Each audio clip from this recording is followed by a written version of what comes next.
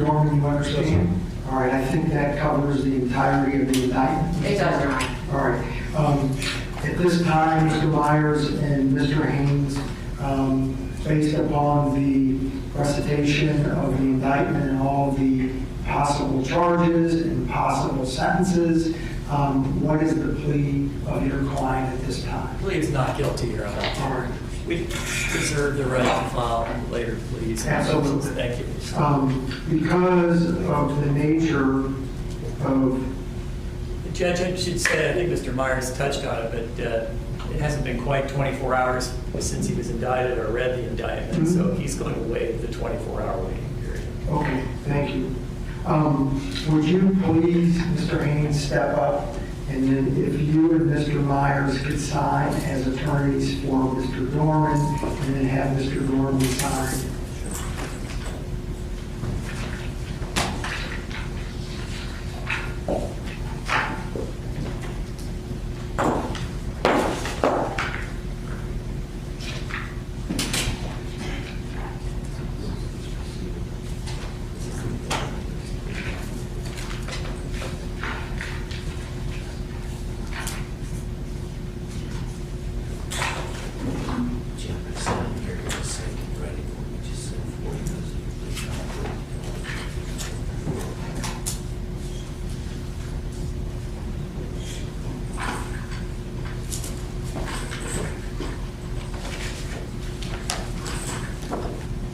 We've signed it, Judge. Thank you. So, for the record, Mr. Haynes, you signed, Mr. Myers signed, correct? Correct, Your Honor. All right.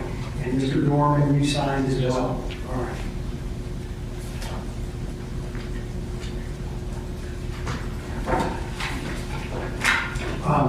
As to bond statement, is that called? Yes, Your Honor. I'll be discussing bond.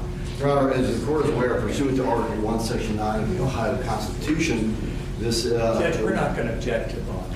We passed on. Meaning that if he's asking for, they're going to ask for a no bond? Correct.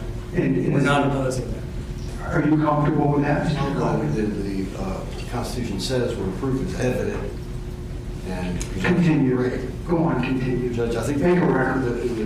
Thank you, Your Honor. The court needs to have some understanding of the facts. What we have here is the planned slaughter of 3 little boys, ages 7, 4, and 3. The first one shot was a 4-year-old, shot in the house 2 times, then sustained 2 bullet wounds to the head, causing his death. The second child shot was a 7-year-old who fled the residence, ran some 300 feet from the residence, and was gunned down from behind by the defendant. We then approached this little boy who was injured, incapacitated, alive, shot him in the head twice from close distance. There were powder burns on the boy's head. And then he went after the 3-year-old. And there was a struggle with the mother. He ripped the child from the mother's arms and put a bullet in his head. At close range, powder burns on the 3-year-old boy's head.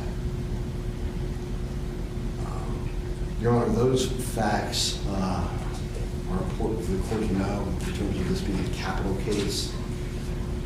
We find, Your Honor, my conclusion is that proof is evident and the presumption is great, and that he be held without bail.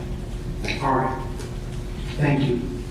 Defense has nothing to add. No, Your Honor. All right, the court's going to order based upon Article 1 of the Ohio Constitution, Section 9, that's been amended on November 8th of 2022.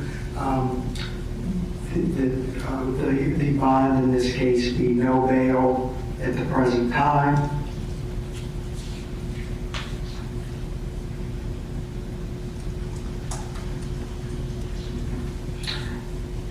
And what the court's going to do is prepare an entry that contemplates that, because my normal judgment entries do not contemplate Article 1, Section 9. So we'll put one together indicating the court's order of no bail.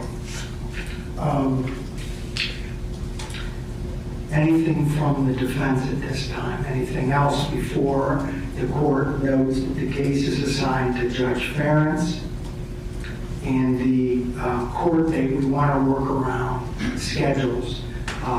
Do we have a date? Originally, it was set for July 5th. Is there another day? Is that a bad date? It's up to the attorney. Can everyone do July 5th? I can do that, Judge. Yes, Yes, yes, Your Honor. Okay, Mr. Myers?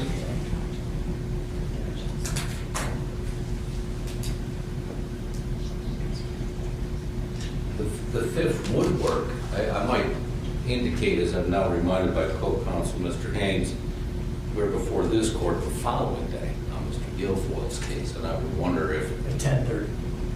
I mean, obviously I'll work with both court schedules. Well, we want to work with your schedule, but I think the heightened security is a little too much for us to have both of them Oh, I see. at the same time, because they're both death penalty cases. So But I know you've come a long way, but that's all right.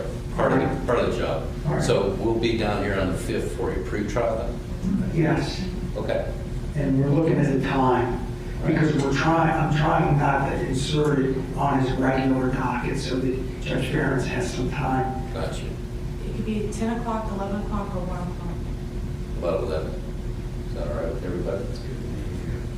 Does that work for everyone? Fine. Okay, 11 o'clock.